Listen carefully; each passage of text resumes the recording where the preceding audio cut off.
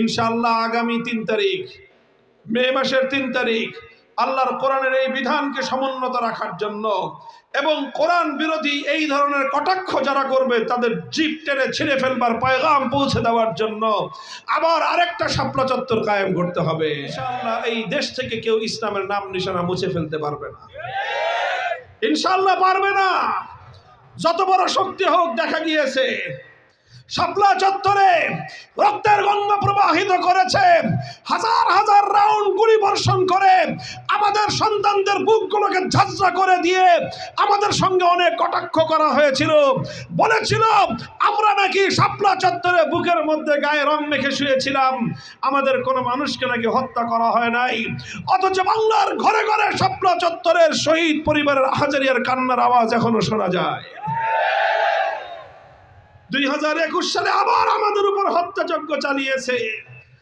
উলামায়ে কেরাম এবং হেফাজতে ইসলামের উপর সবচেয়ে বেশি হত্যাযজ্ঞ চালানো হয়েছে বিগত রেজিমের সময়ে। মুছে ফেলতে পারে নাই, মুছে ফেলতে পারে নাই। আমাদেরকে, আল্লাহর কোরআনের অনুসারীদেরকে, হকের ঝান্ডাবাহীদেরকে কেউ যদি মনে করে গুলি করে হত্যা করে শহীদ করে শেষ করে দিবে, তার চেয়ে বড় বোকা দুনিয়াতে আর কেউ নাই। ইসলামের জন্য যখন শাহাদাতের রক্ত মাটিতে পড়ে, প্রতি ফোঁটা শাহাদাতের রক্ত থেকে নতুন মুজাহিদের জন্ম হয়। আলহামদুলিল্লাহ, শাপলা চত্বরে যখন নবী প্রেমের ডাকে আহ্বান জানানো হয়েছিল, দেশের মানুষ পঙ্গপালের মতো ছুটেছিল। বাংলাদেশের ইতিহাসে এক নজিরবিহীন এক ঐতিহাসিক ঘটনা জন্ম নিয়েছিল। কথা বলেন ঠিক কিনা? ইনশাআল্লাহ আগামী ৩ তারিখ মে মাসের ৩ তারিখ আল্লাহর কোরআনের এই বিধানকে সমুন্নত রাখার জন্য এবং কোরআন বিরোধী এই ধরনের কটাক্ষ যারা করবে তাদের জিভ টেনে ছিঁড়ে ফেলবার পয়গাম পৌঁছে দেওয়ার জন্য আবার আরেকটা শাপলা চত্বর কায়েম করতে হবে। প্রস্তুত থাকবেন তো ইনশাআল্লাহ? মনে রাখবেন, গাদ্দারের জাতি পৃথিবীতে বাহ্যিকভাবে যতই উন্নতি করুক না কেন, যত সম্পদের মালিক হয়ে যাক, যত বড় ব্যবসা বাণিজ্য করুক, যত সুন্দর রাস্তাঘাট তৈরি করুক, যত সুন্দর বাড়িঘর তৈরি করুক, আলিশান দালান নির্মাণ করুক, গাদ্দার এবং বিশ্বাসঘাতকরা পৃথিবীতে কোনোদিন মাথা উঁচু করে দাঁড়াতে পারে না। না বুঝে ইসলামের বিধান নিয়ে অনেকেই কটাক্ষ করে। উত্তরাধিকারের বিধান, উত্তরাধিকারের বিধানের ক্ষেত্রে একটা বিষয় আছে যে বাবা মায়ের সম্পদের মধ্যে সন্তানরা যখন অধিকার পায়, সেই অধিকার পাওয়ার ক্ষেত্রে পিতামাতার সম্পদের ভাগ পাওয়ার ক্ষেত্রে, পিতামাতার সন্তান সম্পদে উত্তরাধিকার মিরাজ পাওয়ার ক্ষেত্রে ভাই আর বোনের মধ্যে একটু পার্থক্য হয়, ছেলে মেয়ের মধ্যে পার্থক্য হয়। ছেলেকে ডবল 2 গুণ দেওয়া হয়, মেয়েকে অর্ধেক দেওয়া হয়। শুধু এই একটা জিনিস দেখে অনেকে ইসলামের ব্যাপারে ঘোরতর আপত্তি করে, বলে যে ইসলাম বৈষম্য করেছে। খোদার কসম খেয়ে বলি, ইসলাম যদি বৈষম্য করে থাকে, ইসলাম বৈষম্য করে নাই।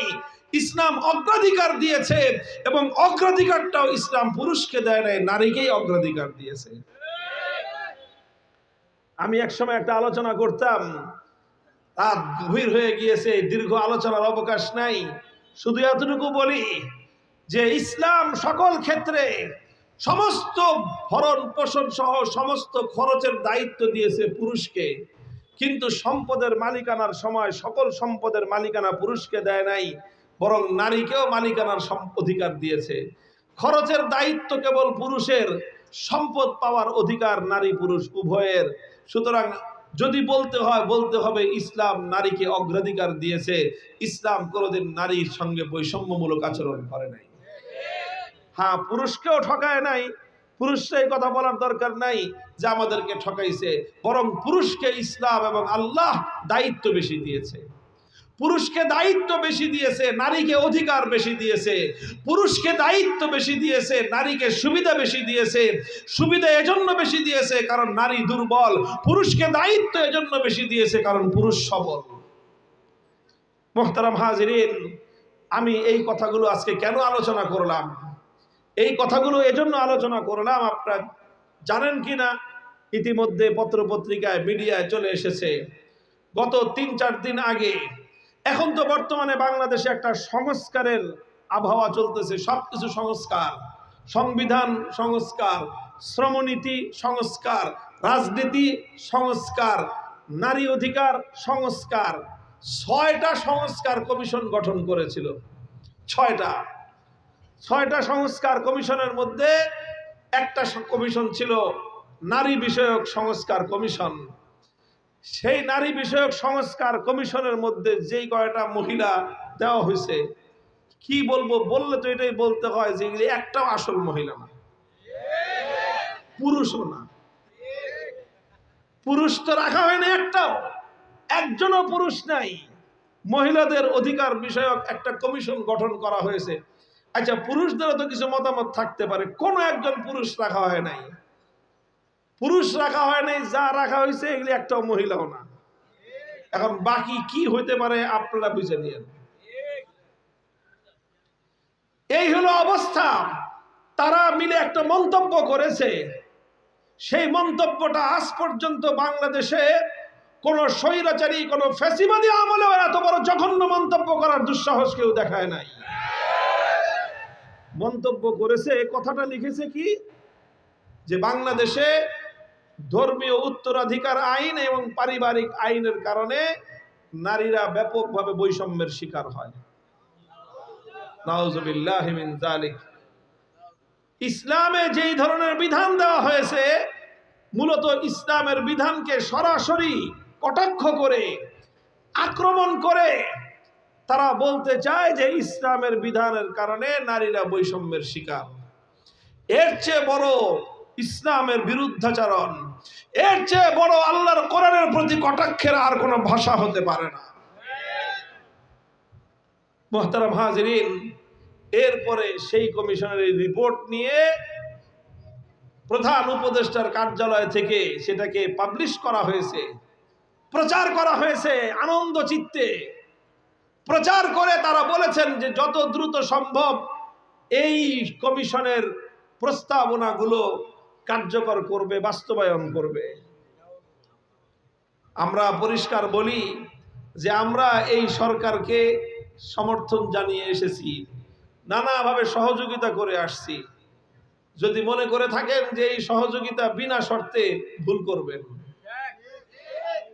এই সহযোগিতা একটা শর্তে, সেই শর্ত হলো দেশ জাতি ধর্মের বিরুদ্ধে আপনারা অবস্থান নিতে পারবেন না। আল্লাহর কসম খেয়ে বলি, যদি আল্লাহর কোরআনের বিধানকে কটাক্ষ করার এই ধারা অব্যাহত রাখা হয়, তাহলে গোটা সরকার ব্যবস্থার বিরুদ্ধে যুদ্ধ ঘোষণা করতে আমাদের এক মুহূর্ত বিলম্ব হবে না।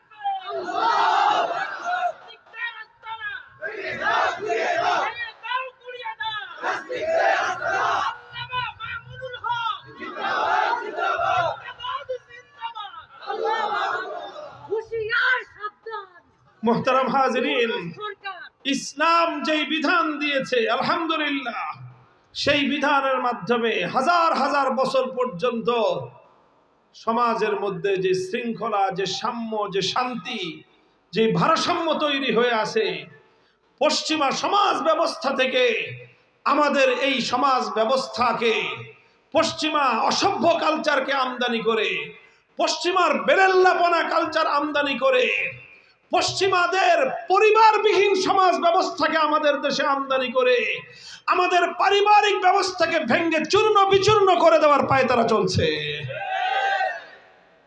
আমাদের সমাজ ব্যবস্থা, ইসলাম যে সমাজ দিয়েছে, সেই সমাজে একজন নারী, একজন মহিলা, তার জীবনের 3টা স্তর। সে যতদিন পর্যন্ত বিবাহ না হবে, এটা হলো তার শৈশব এবং কৈশোরের কাল। বিবাহর আগ পর্যন্ত এই সময়টা একজন নারীর সমস্ত ভরণ পোষণের দায়িত্ব হলো তার বাবার।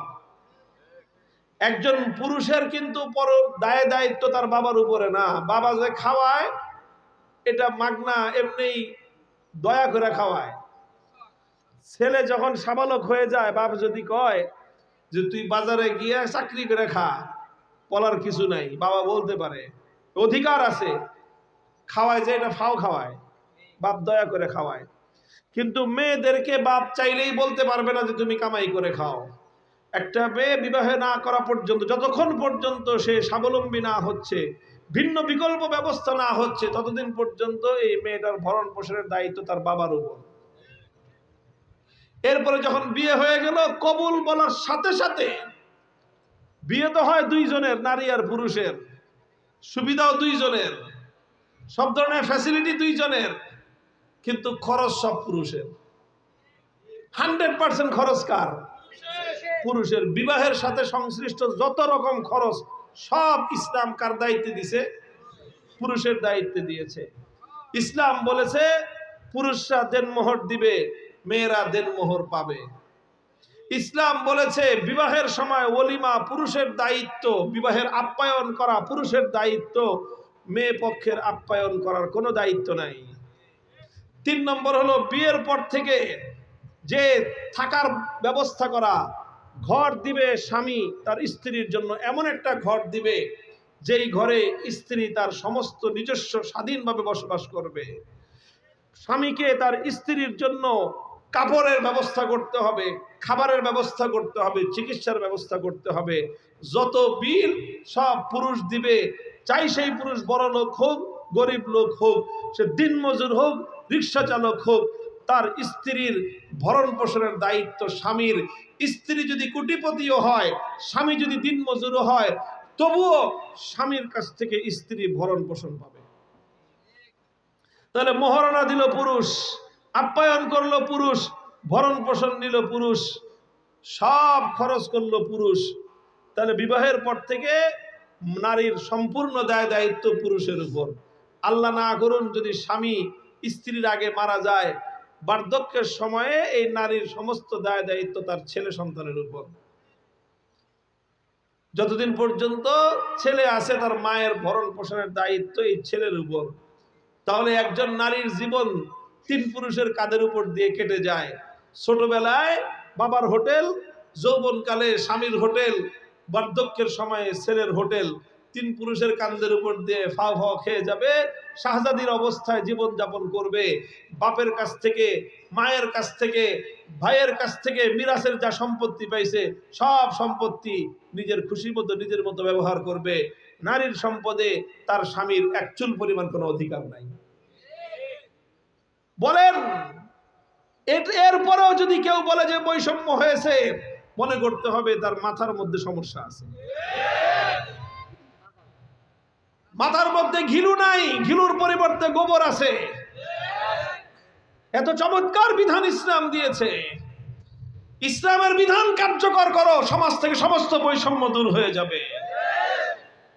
মুহতারাম হাজিরিন, এই কথা বলে বাংলাদেশের ধর্মপ্রাণ মুসলমানদের, আলেম ওলামাদের কলিজার মধ্যে আগুন ধরায় দিছে।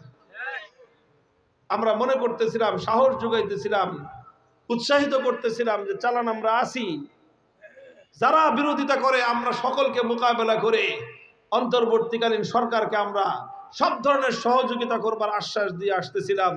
এই দেশে আলেম সমাজই সবচেয়ে বেশি তাদের পাশে দাঁড়িয়েছে, সব ক্ষেত্রে তাদেরকে সহযোগিতা দিয়েছে, তাদেরকে আশ্বাস দিয়েছে, সাহস জুগিয়েছে। বড় বড় রাজনৈতিক দলগুলো তাদের বিরুদ্ধে মাঠে নামতেছে, আলেম সমাজ তাদের পক্ষে থাকতেছে, কারণ তারা এতদিন পর্যন্ত ইসলামের বিপক্ষে অবস্থান নেয় নাই। শুধু এই জন্য, যদি মনে করে থাকে এটা পার্মানেন্ট ব্যবস্থা, ভুল করবে, বোকার স্বর্গে বাস করবে। এটা আমরা আল্লাহর কোরআনের বিরুদ্ধাচরণকারী কারো সাথে পীড়িত করি না। যে কোরআনের বিরুদ্ধে যাবে, ইসলামের বিরুদ্ধে যে যাবে, সে যেই হোক না কেন, মাথার উপর থেকে পায়ের নিচে ফালাইয়া দিতে এক মুহূর্ত আমাদের বিলম্ব হবে না।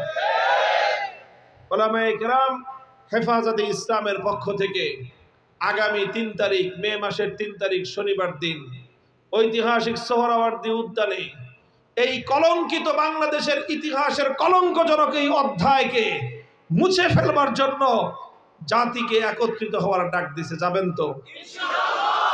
হ্যাঁ, যাবেন তো? কারা কারা যাবেন? হাত তুলেন। আল্লাহ পাক কবুল করেন। আমি দেশের মানুষকে বলি যে দেখেন, আপনারা সবসময় নিজের কাজ করবেন, কিন্তু যখন সম্মিলিতভাবে আলেম সমাজ আপনাদেরকে ডাক দিবে, তখন আলেম সমাজের পাশে থাকবেন।